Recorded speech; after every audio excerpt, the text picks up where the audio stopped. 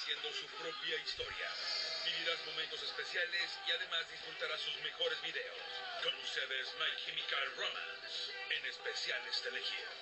Comenzamos. I think Ziggy Stardust has been a giant influence, like even to me since art school. And then, we all love David Bowie, and there's some Bowie, a lot of Bowie on Black Parade as well. Like Black Parade is kind of when the glam kind of started, and is very much alive and well in this one. But oddly enough, this record started to feel a bit like Diamond Dogs in a weird way, because that was kind of his last hurrah with glam. And towards the completion of the album, I started to see a lot of parallels in Danger Days and Diamond Dogs. He talks about a city in there called Hunger City. We talk about a city called Battery City. It's obviously a lot of lyrics are very kind of futuristic.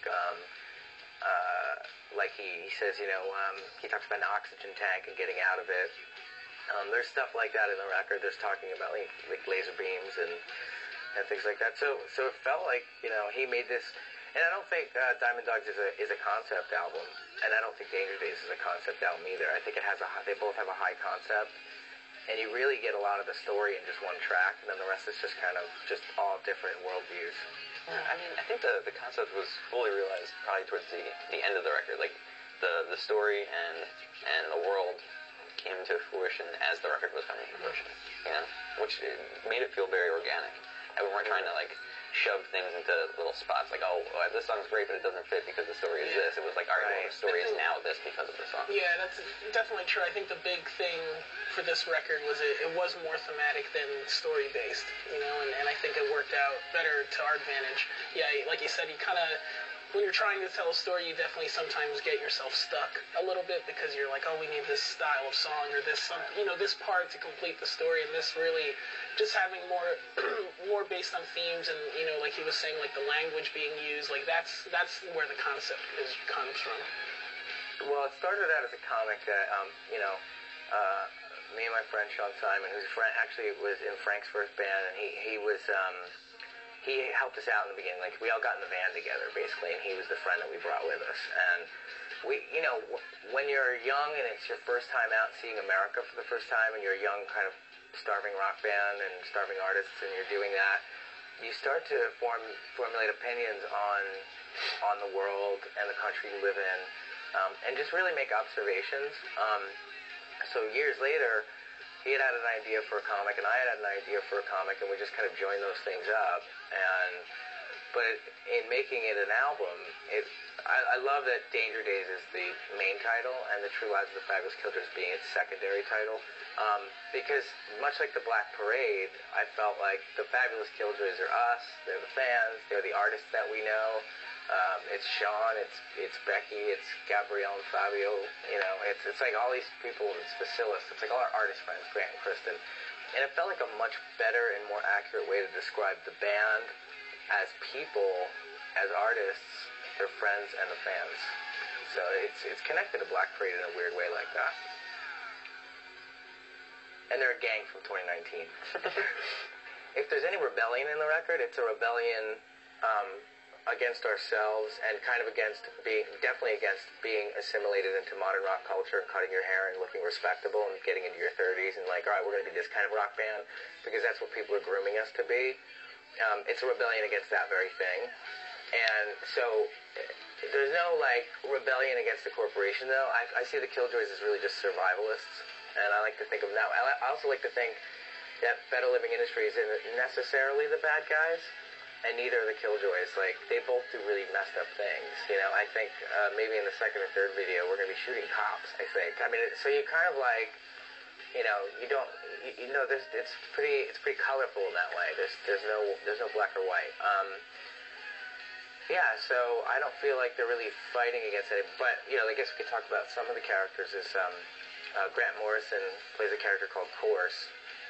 And he's basically the chief exterminator. He goes into the desert and cleans it up. Because there's this city called Battery City where everything's really nice and clean. And they send people like Course into the desert to exterminate basically the insects and the filth. And he has this unit of soldiers with him called Draculoids, which are basically a higher unit than police even, and it literally we're making this up as we go along. Right now? Some of it, yeah. I think like it's more fighting against an idea, right, than any one entity. Absolutely. Yeah. It's totally fighting against the idea of the corporate cleanup, you know? And what better way, like, who's actually kind of more suited to do or say that than a band that's actually within the corporate system, you know? And we're not bagging on it, but there's other kinds of corporate cleanup we don't like that assimilation into modern rock. Like, it's definitely a battle against an idea, like he's saying. Rather, there's no evil tyrants, you know? Nobody's throwing Molotov cocktails.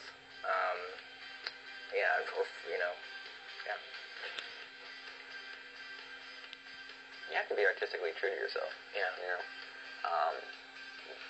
I think the biggest testament to that for us was we wrote a record and felt like, all right, this is par. You know, this is great. People are saying that it's really good, but when we look back at it, it wasn't something that we were 100% happy with. And if you're not, then you shouldn't put that out. And so it's constantly striving for greatness. Always, you know, not second guessing yourself to the point where you fail, but you know, being your own worst critic about things and really pushing yourself. Yeah. I don't know. I mean, it's weird. We'll write songs, and so sometimes they're great songs, but if it's not, we're not reinventing ourselves, we don't feel comfortable. It's got to speak to you. Yeah. That's the You know, I think from the first recordings we had done, there were the record he was talking about that we scrapped.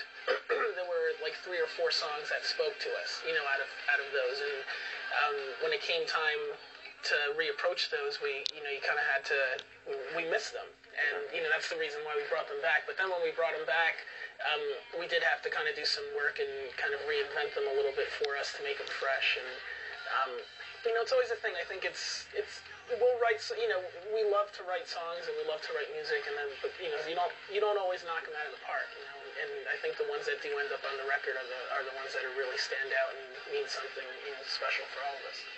Yeah, I think one day we will release that stuff. I think it'd be important because it happened, you know.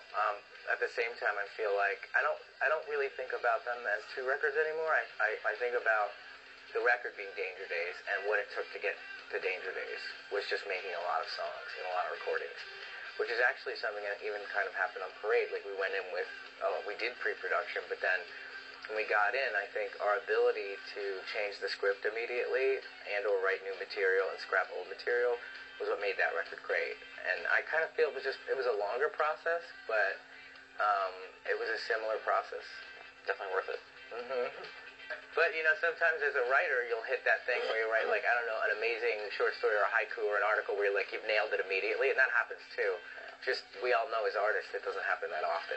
Like, it's like a rare case, like, Na Na Na is a great example of a song that was, I don't think that thing changed really at all from, like, when we first played it. We added a part, and that's it. Like, so sometimes you get the magic, but you can't chase that. You know, you gotta kind of work on stuff, and sometimes it may feel like 3 a.m. and you're grinding, but you know, you got to do that to get there too.